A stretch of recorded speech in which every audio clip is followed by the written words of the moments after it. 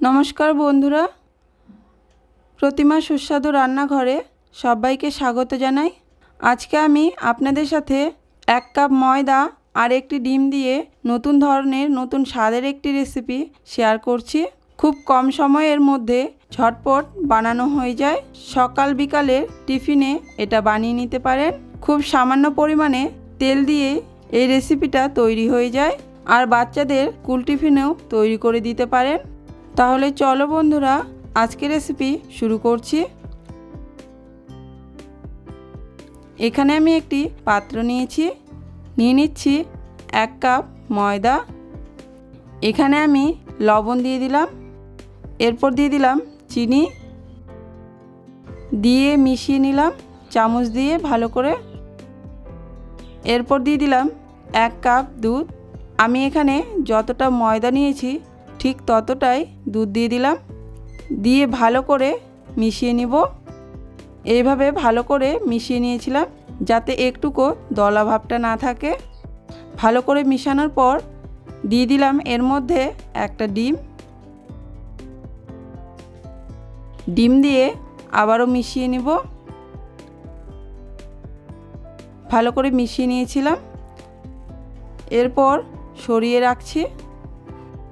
এখানে আমি কিছু সবজি নিয়েছি পনির, আদা, ক্যাপসিকাম, গাজর, পেঁয়াজ, রসুন আর সবজিগুলো কুচি করে কেটে নিয়েছিলাম। এরপর এখানে একটি পাত্র নিয়েছি, কেটে রাখা সবজিগুলো নিয়ে নিচ্ছি পাত্রে। এরপর আদাটাকে আমি এইভাবে গ্রেট করে দিয়ে দিচ্ছি। পুরোটা আদা লাগবে না, সামান্য একটু দিয়েছি আর রেখে দিয়েছিলাম বাকিটা। রসুনও এইভাবে গ্রেট করে দিয়ে দিচ্ছি।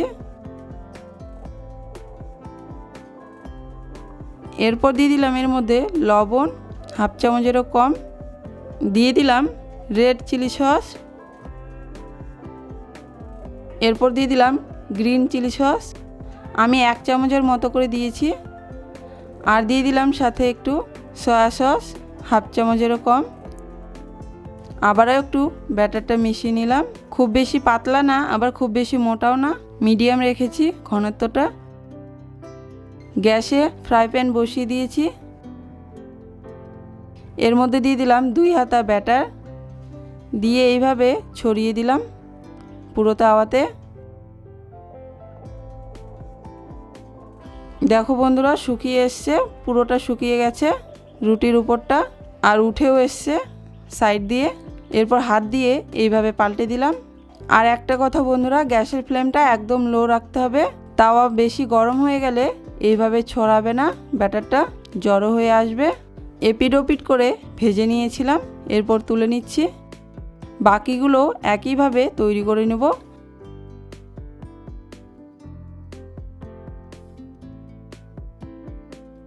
সবগুলো পরোটা একইভাবে ভেজে নিয়েছিলাম। এরপর ওই তাওয়াতেই দিয়ে দিলাম 2 চামচ তেল। তেল দেওয়ার পর তাওয়াতে একটু এইভাবে ছড়িয়ে দিলাম। এরপর দিয়ে দিলাম পনিরের টুকরোগুলো, একটু নাড়াচাড়া করে নিলাম পনির দিয়ে। খুব বেশি ভাজার প্রয়োজন নেই, সামান্য একটু নাড়াচাড়া করে নিয়েছিলাম। এরপর দিয়ে দিলাম সবজিগুলো যে আমি রেডি করে রেখেছিলাম। সমস্ত কিছু দিয়ে এইভাবে নাড়াচাড়া করে মিশিয়ে নিয়েছিলাম। 2 মিনিট নাড়াচাড়া করে এইভাবে ভেজে নিয়েছিলাম সমস্ত কিছু। সবজি থেকে একটু জল বেরিয়েছিল, জলটা যখন দেখবেন যে শুকিয়ে গেছে তাহলেই বুঝতে হবে যে সবজিটা তৈরি হয়ে গেছে। দিয়ে দিলাম টমেটো সস 1 চামচের মতো, দিয়ে আবারও নাড়াচাড়া করে মিশিয়ে নিলাম। গ্যাসের ফ্লেমটা অফ করে দিয়েছি। তৈরি হয়ে গেল, খুব বেশি সময় লাগে না, 2 মিনিট সময় লাগে। এরপর সবজিগুলো তুলে নিচ্ছি তাওয়া থেকে। সবগুলো রুটি আমি একইভাবে তৈরি করে নিয়েছিলাম। দেখো বন্ধুরা, আমি কিভাবে হাতের মধ্যে ভাঁজ করছি, তবুও ভাঙবে না, আর নরম তুলতুলে হয়েছে একদম।